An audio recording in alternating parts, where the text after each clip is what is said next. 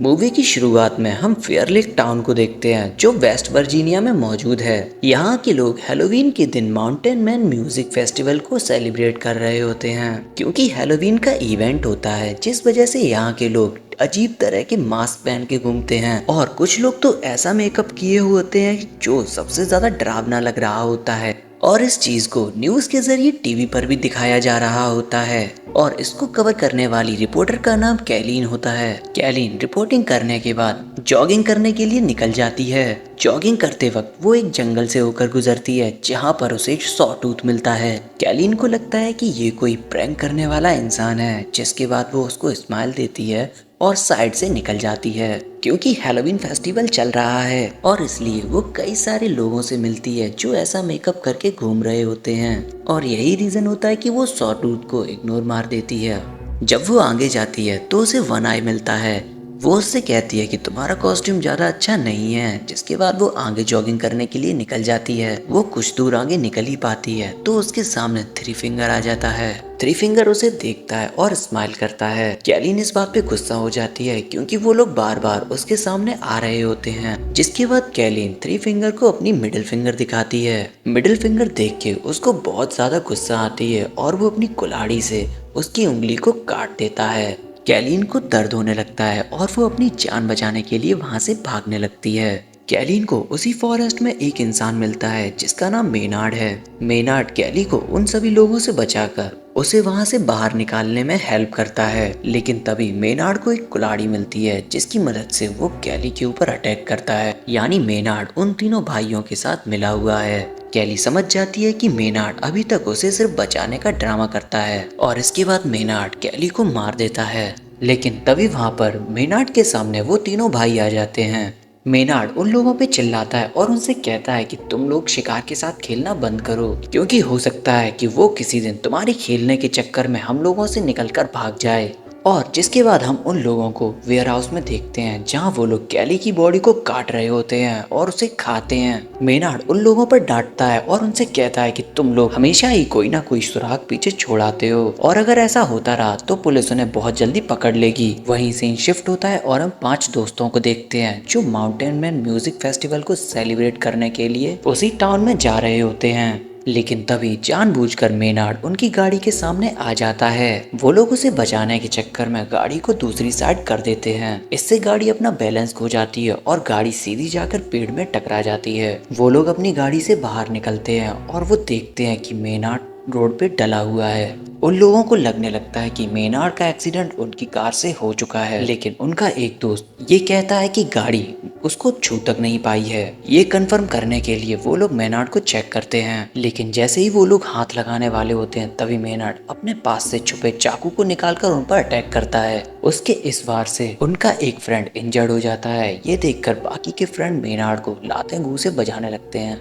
ये सारी चीजें वो 3 भाई भी देख रहे होते हैं, जिसके बाद वो लोग उन लोगों पर अटैक करने ही वाले होते हैं कि तभी वहां पर 2 पुलिस ऑफिसर आ जाते हैं जिनका नाम शेरिफ एंजेला और डेप्यूटी बिक्स होता है। ये उन लोगों को गन पॉइंट पर ले लेते हैं और उनकी फाइट को रुकवाते हैं। शेरिफ एंजेला उन लोगों को कस्टडी में ले लेती है और वहां से एक गाड़ी में भर के ले जाती है, लेकिन वो डेप्यूटी बिक्स से कहती है कि उन्हें वहीं पे रुकना होगा। लेकिन जैसे ही वो लोग वहां से निकलते हैं तभी वो तीनों ब्रदर्स आके डेप्यूटी को मार डालते हैं।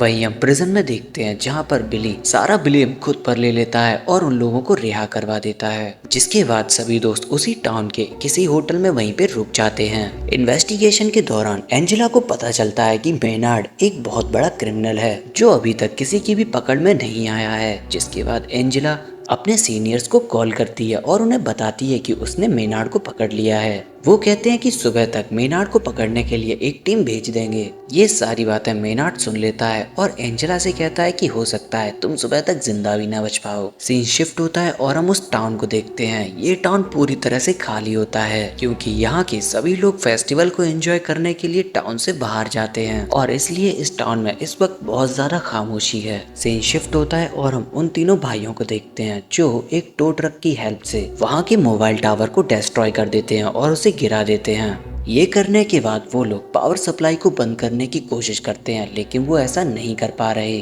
वहीं सीसीटीवी रूम में एक गार्ड उन लोगों को ये सब करते हुए देख लेता है और उन्हें रोकने के लिए आता है, जिस पर वो तीनों भाई उस सीसीटीवी गार्ड को बहुत ज्यादा मारते हैं और उसे वहीं इलेक्ट्रिक शॉक दे के मार देते हैं और उसकी बॉडी को पावर सप्लाई से कनेक्ट कर देते हैं, जिससे वहाँ पे शॉर्ट सर्किट होता है और सारे शहर की लाइट चली जाती है। एंजेला कोशिश करती है कि बाकी पुलिस ऑफिसर से वो कांटेक्ट कर सके, लेकिन ऐसा नहीं कर पाती क्योंकि मोबाइल टावर्स को पहले ही डिस्ट्रॉय कर दिया गया है।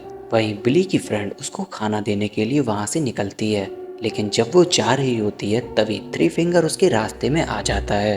वो उसको देखकर डरने लगती है और उससे बचकर भागती है, लेकिन थ्री फिंगर उसका पीछा करने लगता है। लेकिन थ्री फिंगर उससे ज्यादा तेज है, जो उसे वहीं पकड़ के मार देता है। और इसके बाद हम जूलियन को देखते हैं, जो बिली से मिलने के लिए उस होटल से बाहर निकलता है। हम देखते हैं जूलियन जिस रास्ते से जा रहा होता है उसी रास्ते पर थ्री फिंगर उसकी फ्रेंड क्रूज को खा रहा होता है, लेकिन जूलियन अपने आप में बिजी होता है और वो उसे नहीं देख पाता। जिसके बाद वो पुलिस ऑफिस में जाके बिली से मिलता है। बिली उससे पूछता है कि क्रूज नहीं आई है, जिस पर जूलियन कहता है कि वो उससे पहले निकल चुकी थी और उसे अब तक यहाँ पर पहुँच जाना चाहिए था।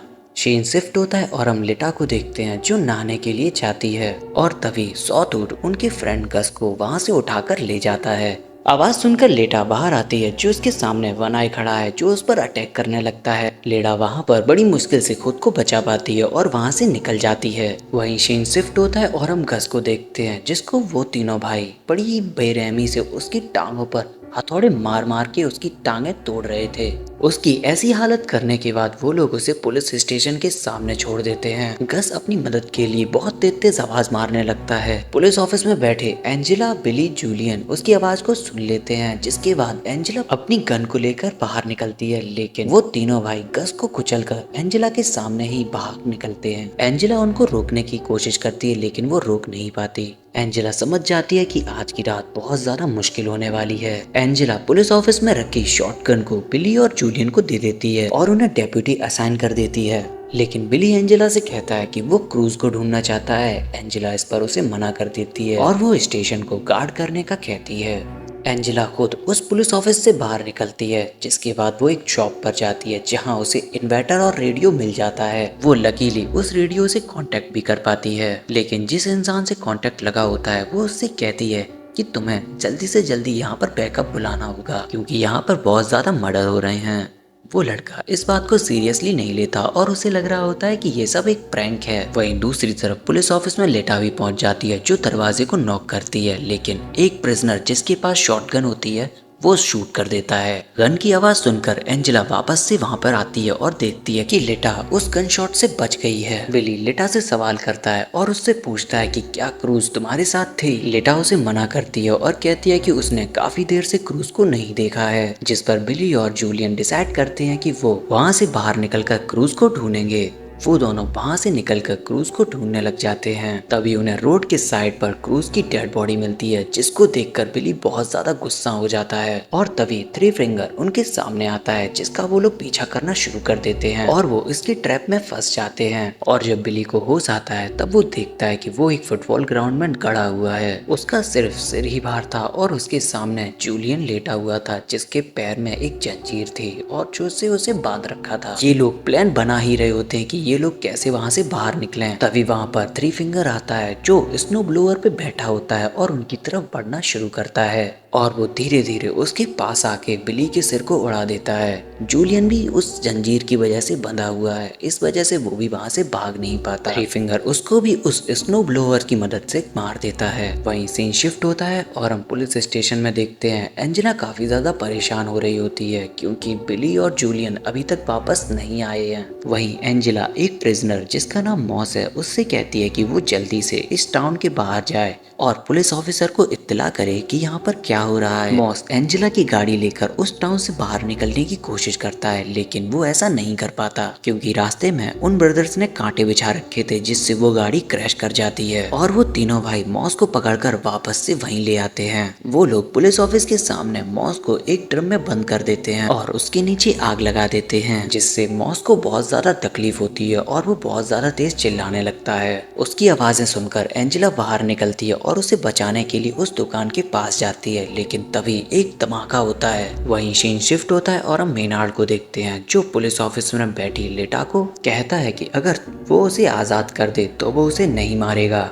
लीटा बहुत ज्यादा डरी होती है जिस वजह से वो गेट खोल देती है, लेकिन मेनार्ड जैसे ही बाहर आता है वो उसकी आंखों को फोड़ देता है। लीटा दर्द में उस पुलिस ऑफिस से कैसे भी करके बाहर आती है जहां एंजेला उसे देख लेती है। जब मेनार्ड लीटा को मारने वाला होता है तभी एंजेला अपनी शॉटगन उठा के मेनार्ड पर फायर कर देती है। एंजेला यहाँ पर बड़ी ही बहादुरी से मेनार्ड को फिर से जेल में कैद कर देती है और लीटा को पुलिस ऑफिस के अंदर ले आती है। एंजेला बहुत ज्यादा परेशान होती है और इसलिए वो डिसाइड करती है वो खुद ही इस टाउन से बाहर जाके मदद लाएगी। वो बाहर निकलती ही है कि तभी उसे अपना हस्बैंड नजर आता है जो एक गाड़ी में कैद होता है। एंजेला उसे बचाने के लिए गेट खोल देती है। गेट खोलते ही एक ट्रैप एक्टिवेट हो जाता है जो उसके हस्बैंड को काट डालता है और इतने में थ्री फिंगर अपना टो ट्रक लेकर उस पर अटैक करता है। एंजेला बड़ी मुश्किल से अपने आप को इस अटैक से बचा पाती है। वो अपने आप को संभाल ही रही होती है कि थ्री फिंगर आकर उस पर अटैक करना शुरू कर देता है। वो एंजेला को बहुत ज्यादा मारता है जिस वजह से एंजेला वहीं बेहोश हो जाती है, जिसके बाद एंजेला की आंख खुलती है और हम देखते हैं एंजेला उसी प्रिजन में बंद है जिसमें मेनार्ड कैद था। वो तीनों भाई उस प्रिजन में तेल वगैरह फैला रहे होते हैं ताकि उसमें आग लगा सकें। मेनार्ड एंजेला से सवाल करता है, उससे कहता है कि तुम्हारे पास दो चॉइसेस हैं, या तो तुम जलकर मर सकती हो या तो तुम मेरा ट्रैप एक्टिवेट करके। यानी मेनार्ड ने एक शॉटगन एंजेला के सिर पर रखी होती है जिसका ट्रिगर उसकी एडी से कनेक्टेड था। वो उससे कहता है कि तुम्हारे पास एक दर्दनाक और आसान मौत चुनने का तरीका है। मेनार्ड उस प्रिजन में आग लगा देता है और बाहर अपनी गाड़ी में बैठ जाता है। तभी मेनार्ड को एक गनशॉट की आवाज सुनाई देती है। वो समझ जाता है कि एंजेला ने अपनी मौत कैसे चुनी है। वो स्माइल करता है और वहां से निकल जाता है। शीन शिफ्ट होता है और हम लीटा को देखते हैं जिसके पास उसकी आंखें नहीं होती हैं। लीटा को तभी एक ट्रक की आवाज सुनाई देती है। वो उस ट्रक से हेल्प मांगती है और उसकी बदकिस्मती यहाँ पर भी उसका साथ देती है, यानी उस ट्रक से थ्री फिंगर उतरता है जो लीटा को उस ट्रक में बैठा लेता है। लीटा उस ट्रक में कंफर्टेबली बैठ जाती है, लेकिन तभी मेनार्ड उसे हेलो करता है। लीटा समझ जाती है ये आवाज मेनार्ड की है और वो बहुत तेज चिल्लाने लगती है। वो लोग उसकी एक नहीं सुनते और उसे अपने साथ ले जाते हैं और यहाँ पे रॉन्ग टर्न 5 की कहानी कंप्लीट होती है। तो दोस्तों, आपको ये कहानी कैसी लगी इसके बारे में कमेंट करके जरूर बता देना, और अगर आपने हमारी वीडियो यहाँ तक देखी है तो हमारे चैनल को प्लीज सब्सक्राइब कर लेना ताकि हम आपके लिए ऐसी वीडियोस लाते रहें। तब तक के लिए थैंक यू और हम मिलते हैं अगली एक वीडियो में।